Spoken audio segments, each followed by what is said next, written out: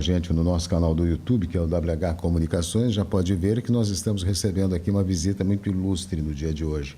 E para mim, viu, Mário, não é só te entrevistar simplesmente, é entrevistar e tietar, porque eu te assistia no Jornal do Almoço há tantos anos, né? Somos fãs, né? Somos fãs. Eu sempre fui fã do Mário Mota, pela ponderação, pela maneira como tu conduzias a tua apresentação, pela tua postura. E aí nós temos duas, como é que a gente diz assim, semelhanças em nossas caminhadas ao longo da vida. Uma que eu trabalhei também na RBS, lá nos anos 80, né? Como apresentador, na época, do bloco local de Cruz Alta da Rede Regional de Notícias.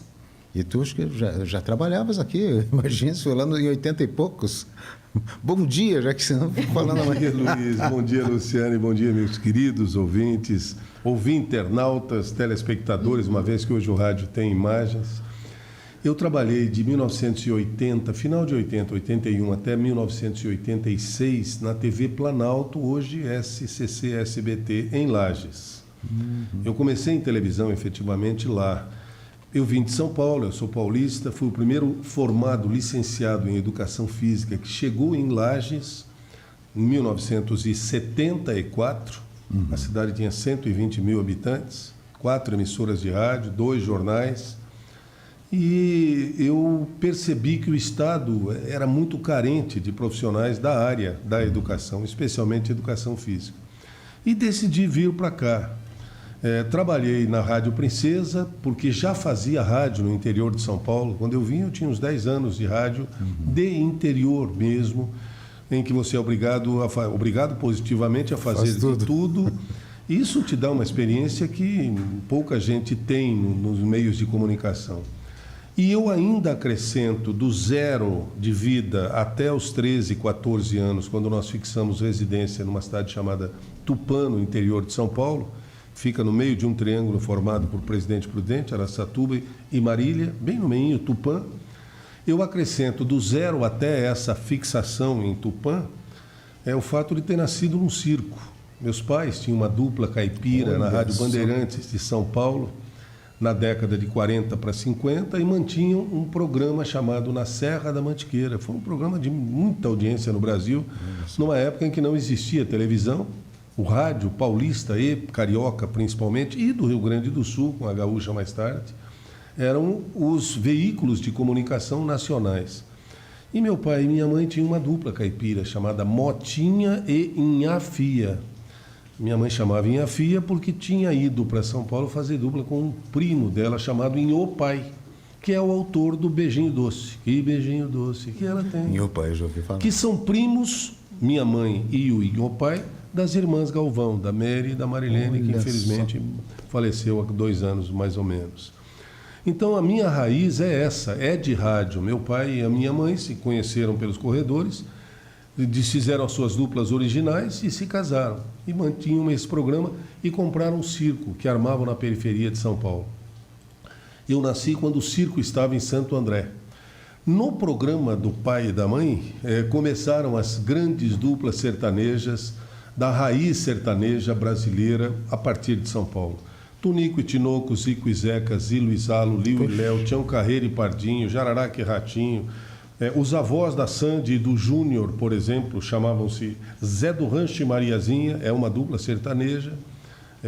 Enfim, Mazzaropi estava começando naquela época, nem pensava em ser um produtor e ator de cinema. O Mazzaropi, nós conhecemos o Mazzaropi pelos filmes.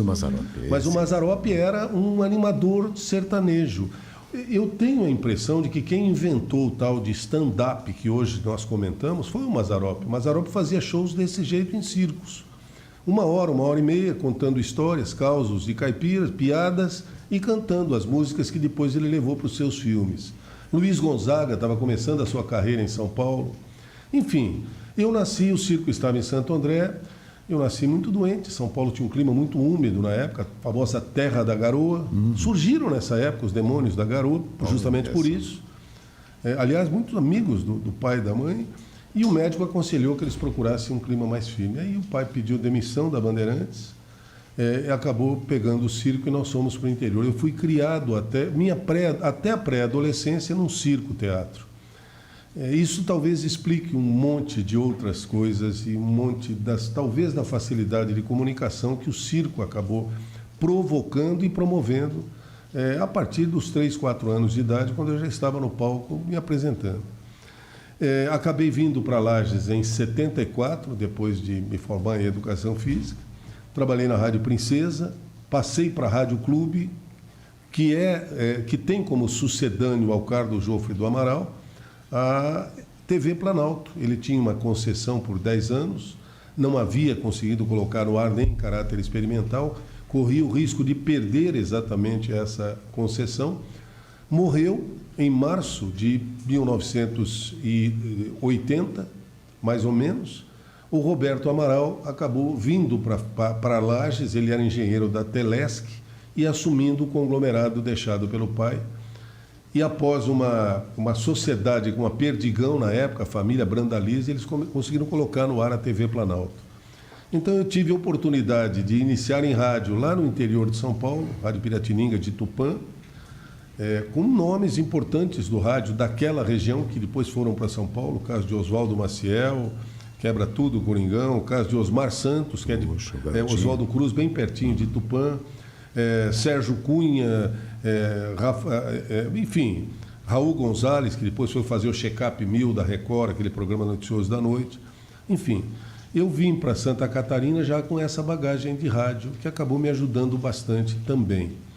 Iniciei em televisão na TV Planalto de Lages, fiquei até 86, quando fui convidado, depois de me efetivar por concurso como professor do Estado, minha esposa também é professora de Educação Física, eu fui convidado a coordenar a área pedagógica na Secretaria da Educação em Florianópolis.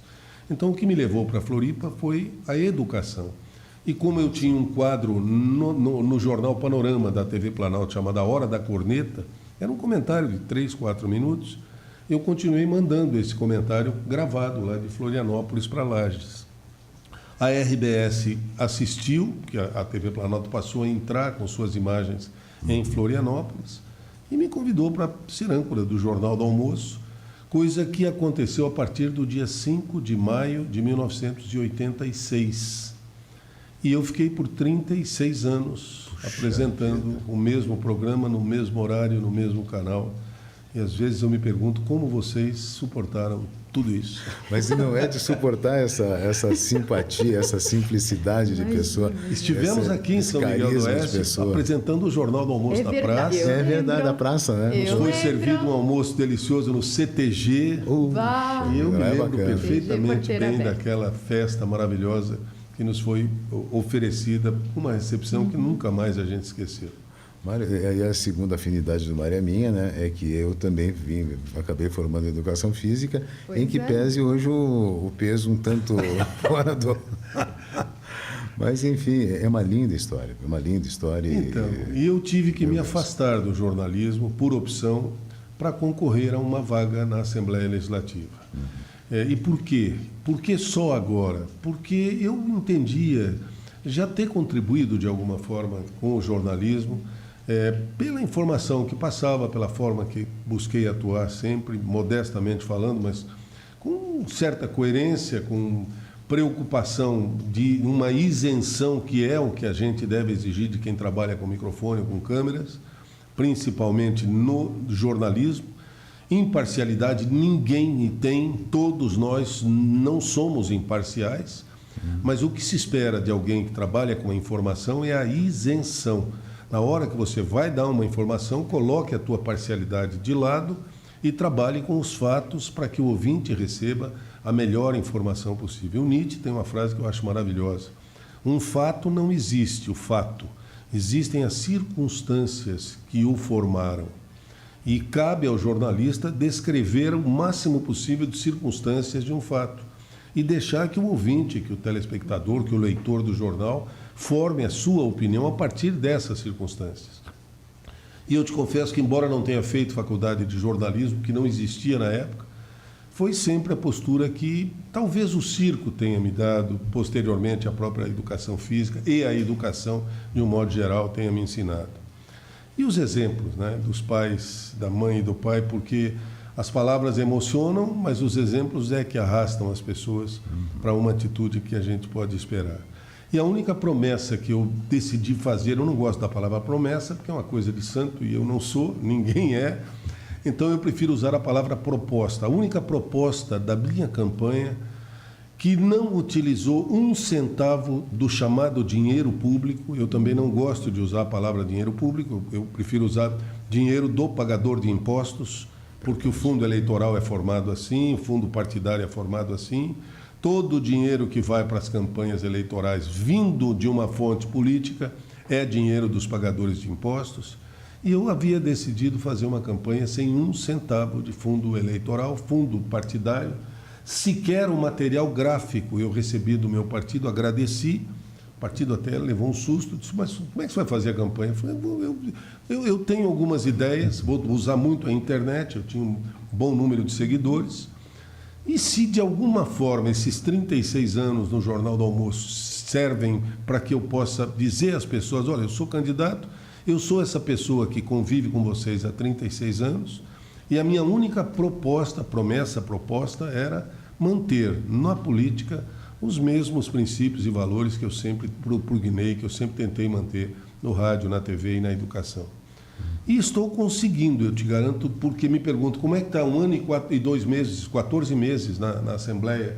Eu digo, está divertido.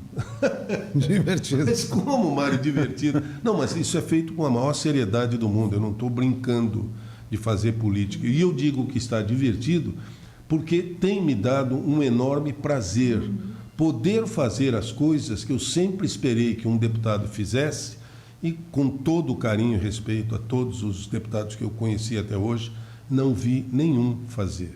Eu comecei, por exemplo, por ter conquistado o 10º lugar entre os 40 sem usar um centavo de dinheiro público. Olha só. Sem poder ter saído da grande Florianópolis para fazer campanha, sem ter tido efetivamente um cabo eleitoral distribuindo santinhos onde quer que fosse. E eu fiz 56.363 votos em 271 municípios do estado. Aqui em São Miguel, eu fiz, se não me engano, 51 votos, sem ter vindo aqui. Eu devo responsavelmente um agradecimento a 51 pessoas de São Miguel, mas devo prestar serviços a toda a população de São Miguel e do Extremo Oeste e do estado todo, porque a minha intenção e a minha ideia de ser um deputado não é um deputado estadual. Eu sempre entendi que, ao ser eleito, você se torna um deputado estadualizado. Porque o meu voto para um projeto de um deputado da região lá na Assembleia pode ser decisivo para aprovação ou não. O meu voto tem o mesmo peso do deputado da região ao apresentar o seu projeto na Assembleia. Então eu tenho que ter toda a responsabilidade do mundo em conhecer a região, conhecer profundamente aquele projeto para poder contribuir para a sua aprovação e para o seu aperfeiçoamento, se for o caso. Não dá para brincar de ir lá na plenária votar o que vier, porque eu cuido da minha base eleitoral. Eu tive voto em 271 municípios, portanto a minha base eleitoral é Santa Catarina. Embora eu tenha tido muito mais votos numa determinada região, que é a Grande Florianópolis, a minha responsabilidade para com um único eleitor, por exemplo, de Flor do Sertão, que é pertinho daqui, e que eu tive um voto em Flor do Sertão, é tamanha quanto com toda a população da cidade de Flor do Sertão. Eu não tenho a menor dúvida. Compus o gabinete por um processo seletivo. Eu não perguntei para nenhum dos que se inscreveram qual era o partido que ele era afiliado ou se era ligado à política. Eu busquei a competência das pessoas. Inscreveram-se 1.157 pessoas para trabalhar no gabinete. Foi um pré-vestibular, que nós tivemos um trabalho enorme para selecionar um grupo, 12 inicialmente, depois 15, de advogados, de fiscais que trabalham conosco. Quem coordena a área de fiscalização é um engenheiro ambiental, que tem uma especialização em portais de transparência, para você ter uma ideia. Nós temos hoje um grupo altamente qualificado no nosso gabinete. Eu sempre critiquei, quando trabalhava em rádio e TV, a ideia de que cabe a um deputado prioritariamente, trazer verbas para a sua região. Olha, Mário, que isso? Você vai ser o único deputado que pensa assim? Talvez. Mas eu fui eleito para quê, Luiz? Eu fui eleito para legislar e fiscalizar a aplicação do orçamento pelo Executivo. São essas as duas missões prioritárias de um vereador com relação ao prefeito e de um deputado em relação ao governador, assim como um deputado federal em relação ao presidente. Porque nós somos eleitos para o legislativo. No entanto, num determinado momento, alguém pensou na possibilidade de tirar um pedacinho do orçamento, dividir entre 40 deputados e dar aos deputados a possibilidade de execução do orçamento. Execução é coisa do executivo, é o governador, é o prefeito e é o presidente. Eticamente, eu me sinto constrangido, eventualmente, de fiscalizar a aplicação de 99% do orçamento que fica nas mãos do governador, porque eu também tive acesso a 1/40 de 1% do orçamento, que tem dado nos últimos 5 anos aproximadamente 10, 11, 12 milhões por ano por gabinete. Você multiplica isso por um mandato, dá cerca de 40 milhões distribuídos por um deputado. É difícil você fiscalizar o governador tendo a função legislativa abortada por esse 1/40 de 1% do orçamento que vem para o seu gabinete. Ah, Mário, quer dizer que você não promoveu emendas positivas para ninguém? Não é isso. Eu não questiono, até acho que a maior parte dos deputados distribui suas emendas da forma mais digna, mais ética, enfim, normalmente para projetos necessários e muito bons. Eu não questiono isso. O que eu questiono é a autopromoção que essas distribuições de emendas fornecem e oferecem aos deputados. Eu quero lembrar que o artigo 37 da Constituição Federal, esse artigo estabelece 5 princípios que precisam estar presentes em qualquer ato público, não importa o nível, executivo, legislativo, judiciário, empresas públicas, enfim, não importa se é no município, no estado ou na União, qualquer ato público tem que seguir 5 princípios que estão na Constituição Federal, que é o artigo 37, que é o famoso LIMP, que as pessoas estudam nas faculdades de Direito. LIMP é uma sigla, você deve se lembrar, que é legalidade, impessoalidade, moralidade, publicidade e eficiência. O que é legalidade, moralidade e eficiência, isso é autoexplicativo, todo mundo conhece. Eu queria trabalhar só com 2 desses princípios, impessoalidade e publicidade. Impessoalidade é você colocar o interesse coletivo sobre o individual na hora de executar um ato público, e distribuir emendas é um ato público de alguém que foi eleito pelo voto do povo.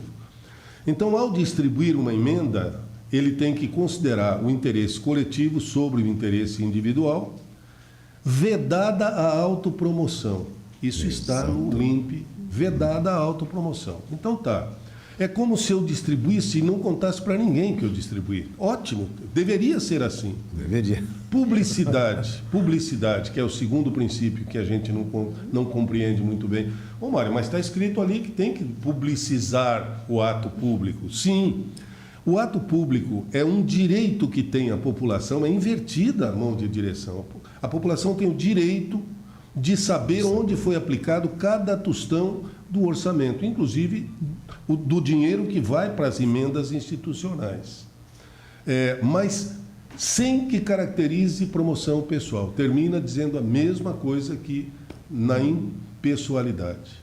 Dá para você colocar no mesmo balaio esses 2 princípios e emendas institucionais ou emendas... Vamos lá. Quer dizer que você não fez isso, Mário? Não fiz. Eu não distribuí emendas impositivas no meu gabinete no ano passado. Você devolveu o dinheiro? Se eu devolvesse, certamente seria diluído entre os outros 39 companheiros para que eles utilizassem. Nós dividimos o Estado em 6 regiões, a exemplo da saúde, levantamos o IDH de cada uma das regiões.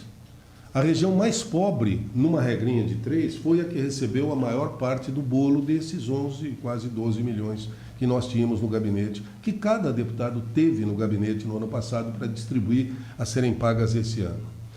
Nós levantamos o IDH, distribuímos o valor por região, abrimos um edital para recebimento de projetos de todos os que podem receber emendas no estado inteiro, em 5 áreas: educação, saúde, infraestrutura, segurança pública e assistência social. Recebemos 483 projetos do estado todo e conseguimos contemplar, pelos requisitos estabelecidos, na concorrência dentro de cada região e de cada área, conseguimos contemplar 46 projetos. Cada projeto conquistou a sua emenda impositiva. Não fui eu quem distribuiu.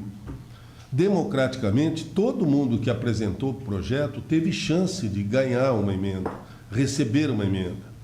E nós já abrimos esse edital para 2025. Até setembro, qualquer ONG daqui de São Miguel ou da região que nos ouve, qualquer organização não governamental sem fins lucrativos, pode apresentar projetos quantos quiser a partir de R$100 mil e concorrer dentro desse edital a emendas que serão pagas no ano que vem. Serão concedidas até o fim deste ano e serão pagas no ano que vem. Bom, nós não só distribuímos 46 emendas que foram conquistadas por cada um desses projetos, não sou eu quem está distribuindo, não é o deputado que traz recursos, porque o recurso é do povo, é do orçamento, portanto é dinheiro público não existe, dinheiro do pagador de impostos. Então, cada edital desse conquistou a possibilidade de ser realizado com o dinheiro do pagador de impostos, que passa pelo gabinete. E, finalmente, nós fomos a praticamente todos eles. Olha, vocês foram contemplados, o projeto de vocês conquistou essa emenda, nós estaremos fiscalizando para ver se vocês vão fazer exatamente o que apresentaram no projeto. É diferente, porque normalmente o deputado distribui e quem presta contas, a quem o presta contas, quem recebeu, é o Tribunal de Contas no ano seguinte. O gabinete cumpriu a sua missão. Não, nós vamos fiscalizar também e vamos ajudar as instituições que foram contempladas a prestarem contas da melhor forma possível ao Tribunal. Então, essa postura, nós pretendemos mantê-la nos 4 anos de atuação. Aí, quando eu tenho contado isso, numa emissora no sul do estado, um companheiro nosso, um âncora do programa, um entrevistador, ele ficou parado me olhando assim depois. Eu disse, desculpa, você provavelmente nunca ouviu um deputado dizer isso. Eu disse, não, nunca ouvi, mas você tem certeza que você vai fazer isso? Não vou dizer que eu vou fazer, já fiz, está aqui, ó, tem aqui a relação das 10 emendas conquistadas pela região oeste. Aqui as 10 emendas que foram selecionadas e que ganharam o direito de receber a emenda. Então, mas como é que você vai fazer sua campanha, então, para a reeleição, Mário? Eu disse, puxa vida, graças a Deus você conseguiu entender o que é que eu sou contrário. É a utilização das emendas, que é um dinheiro da população, dinheiro do orçamento, para uma possível aparente pré-campanha de reeleição daqui 3, 4 anos. Senão ninguém vai, não se renova a Assembleia se você pensar dessa forma. Um deputado tem 4 anos para viajar o estado inteiro, fazer a política, que é o melhor possível que ele faça, e ainda tem quase 50 milhões ao final dos 4 anos para distribuir, onde ele bem entender. Como é que você vai conseguir concorrer com alguém nessas circunstâncias? Essa injustiça que eu acho que precisa ser colocada para que a população compreenda. Repito, respeito profundamente os meus 39 colegas dessa legislatura e todos os demais que passaram por lá, porque eles trabalharam numa política que sempre foi desse jeito. Sempre foi assim, Mário. Não, eu não estou questionando se sempre foi e se sempre será. Eu estou colocando uma ideia que é calcada numa argumentação que carece de uma contraposição que eu ainda não recebi. Ninguém me apresentou nada contrário a essas ideias que digam que elas estão falhas, que elas são erradas, que elas são antiéticas. Então, com todo respeito a todos os deputados, O que eu não concordo é a utilização das emendas como autopromoção, como promoção pessoal, como diz os dois princípios do artigo 37 do famoso LIMP. Então, eu fico muito grato por ter podido desenvolver o raciocínio, que eu sei que não é fácil, não é simples, mas é importante que as pessoas compreendam. E é isso que eu venho fazendo pelo Estado todo. Mário, um abraço para a Débora te assistindo, o Geberson também, o Clóvis Masque, o Noy Schwartz, que show este bate-papo, a Fernanda Tirloni, que muito é do obrigado, Judiciário. Muito Olá, obrigado. Adoro esse repórter. E hoje, deputado. E dando uma aula de direito administrativo aqui. É verdade. Que eu e o Luiz somos advogados também. Ah, que ótimo. Bom, então a gente sabe mais ou menos o faz parte da nossa jornada. Da nossa vida. Eu queria fazer uma pergunta para os dois, e eu sei que vocês vão ser muito sinceros. Você já tinha ouvido alguém falar sobre isso? Não. Não, é a primeira. Obrigado. Esse rapaz lá do sul do estado, esse profissional, é a mesma situação que ele passou lá, que nós estamos passando aqui com as tuas colocações. É a mesma situação. Dessa maneira, as chamadas emendas impositivas, a gente sabe da autopromoção, né, que ela enseja para o político e, enfim, as coisas não precisam necessariamente, mas foi a vida toda, mas não precisa continuar. Há que se quebrar paradigmas, há que se inverter certas coisas. Se você oferece uma emenda que foi conquistada por um projeto desse e a instituição quiser fazer um agradecimento, quiser divulgar, olha, nós conquistamos uma emenda de R$100 mil do deputado fulano de tal, queremos agradecê-lo. O problema é da instituição, tudo bem. Agora, você abre o Instagram diariamente e é bombardeado com uma série de autopromoções, que é o que eu critico e que é o que eu acho que está errado. Porque torna-se injusta a campanha daqui a 4 anos. Com você fazendo campanha diariamente durante 3 anos, com dinheiro, parte do orçamento do Estado, dinheiro da população. E quando eu falei aqui publicidade, muita gente deve ter pensado, Mário, mas está lá, publicidade. Por que eu não posso publicizar? Bom, vamos lá, repito, é o inverso. O cidadão não tem que ser bombardeado com a publicidade. Ele tem o direito de receber a informação de onde o dinheiro foi aplicado. Então, se você entrar no nosso site, por exemplo, deputadomariomota.com.br, há um setor que diz prestação de contas de emendas. As 46 emendas que foram concedidas pelo nosso gabinete estão ali, com todos os detalhes de quem ganhou, qual é o valor, quando deve receber, acreditamos nós. E, naturalmente, há um trechinho lá no fim que vai pedir a fiscalização. Nós também divulgamos, publicizamos em um órgão oficial, que é o nosso site, e que pode ser qualquer outro órgão oficial, mas sem que caracterize promoção pessoal. Então, basicamente é isso. Além de um outro convite que eu queria deixar no ar, se você me permitir. Nós montamos uma academia e demos o nome de Academia LIMP. Academia LIMP. O que é essa academia?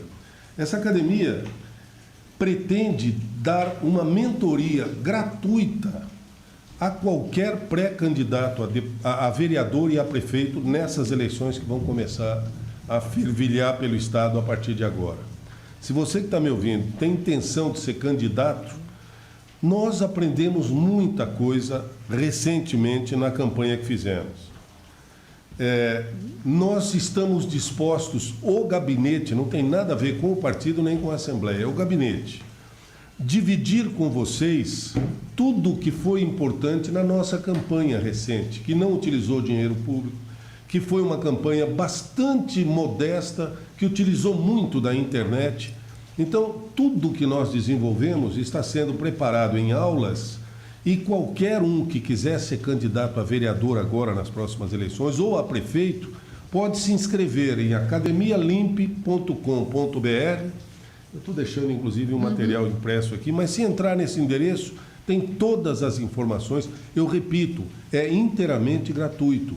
Mas é só do seu partido, Mário, PSD? Não necessariamente. Nós sabemos que nas eleições municipais, as coligações são as mais diversas possíveis. Até coligações que não estamos acostumados a ver em nível nacional, né? E é isso, para mim, que é política, sabe? É você ter aqui na região oeste municípios em que a extrema-direita tem o prefeito e a extrema-esquerda tem o vice. Nós temos pelo menos 3 municípios aqui na região, vocês sabem disso. E o inverso também. Isso, para mim, é política. Política é dialogar. Coisa que, infelizmente, está se afastando nacionalmente. As pessoas têm dificuldade de conversar uma com a outra, se percebe que a outra não fecha, enfim. Então a Academia LIMP vai ter, além dessas aulas, também videoaulas que nós estamos gravando com uma série de personalidades, não só do Estado, mas do país também. Marlon Reis, criador do Ficha Limpa, ele hoje é um dos integrantes do Diretório Nacional do Cidadania. E ele é cidadania, não? É isso. Ou seja, não é só do PSD. Mauro de Nadal é do MDB, presidente da Assembleia, gravou 1 hora de aula para a nossa academia. Pelas experiências que ele tem aqui como prefeito em Cunhaporã, se não me engano, e com as experiências que ele tem. O que é importante para uma campanha? Dr. Afonso Guizo Neto, criador do Que Você Tem a Ver com a Corrupção, promotor de Santa Catarina, gravou 1 hora de aula. Enfim, Erneus de Nadal, presidente do Tribunal de Contas, ex-prefeito, ex-deputado. E nós estamos montando uma série de videoaulas que ficarão disponíveis para quem se inscrever no academialimp.com.br. Não paga nada. E não tem compromisso formal conosco de qualquer, a não ser empenhar-se a melhorar, a se qualificar para ser candidato a vereador. A utilização da internet, por exemplo, é uma das aulas. Como é que você utiliza melhor a internet para fazer uma campanha política? E por aí afora. Eu agradeço imensamente a possibilidade de poder divulgar e eu tenho a impressão de que não haverá nem necessidade daquela gravação seguinte, pela bondade de vocês e pelo tempo que vocês me dedicaram. Agradeço demais e vocês sabem da importância que pode ser as pessoas tomarem conhecimento de algo assim e divulgarem e propagarem. Você que é aluno do ensino médio aqui em São Miguel, está no 3º ano, mano, eu não gosto de política, eu não quero, não, ou então eu quero um dia ser candidato, ou não pensa nisso, se inscreva na Academia LIMP, você não vai ser obrigado a pagar, você não vai pagar nada e você vai começar a perceber que política é algo que pode ser muito bem feito, com honestidade, com seriedade, e que nós precisamos cada vez mais da juventude discutindo política na verdadeira acepção do termo. Não pense que o ideal é se afastar disso, porque a política foi muito demonizada nesses últimos anos. Verdade. E, infelizmente, em muitas situações, com absoluta razão.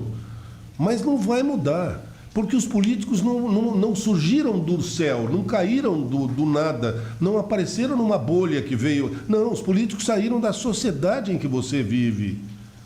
E foram eleitos pela sociedade em que você vive. Então, por favor, não abomine a política. Não, eu trabalhei 36 anos apresentando um telejornal. E ao completar 70 anos de idade, eu decidi que eu ia tentar difundir um pouco mais essas ideias que eu sempre acreditei. Por isso, aquela proposta inicial, trazer para a política os mesmos princípios e valores que eu sempre propugnei na minha vida pessoal e profissional. Luiz, muito grato, Luciane também. Eu peço desculpas, até porque eu me estendo, que eu me entusiasmo com a coisa. Normal. E agora talvez vocês entendam, quando alguém me pergunta como é que está, Maria, eu digo, está divertido. Está divertido. A gente está conseguindo fazer com absoluta liberdade, sem um compromisso e um comprometimento com nenhum lobby, me perdoe a expressão, com nenhum rabo preso, aquilo que nós entendemos seja o melhor da política. Com respeito, com carinho e com toda a atenção possível a quem nos acompanha. Mário, uma alegria te receber, Obrigado. Te conhecer pessoalmente, assim, tão próximo. Fecho com a frase aqui do Gildo Madruga. Gildo é ex-militar, já aposentado. Se todos os políticos tivessem o mesmo pensamento do deputado Poxa, Mário. meu amigo, muito obrigado a todos, de coração. E vamos fazer uma boa tarde, né? Eu terminava o Jornal do Almoço falando isso, lembra? Então vamos lá, vamos fazer uma boa tarde. Muito obrigado. Obrigado, nós que agradecemos. Vou dar uma saidinha aqui para o intervalo, voltaremos em nome do Ítalo e da Refrigeração Spengler. Estamos apresentando Atualidades. 103 FM 10h54.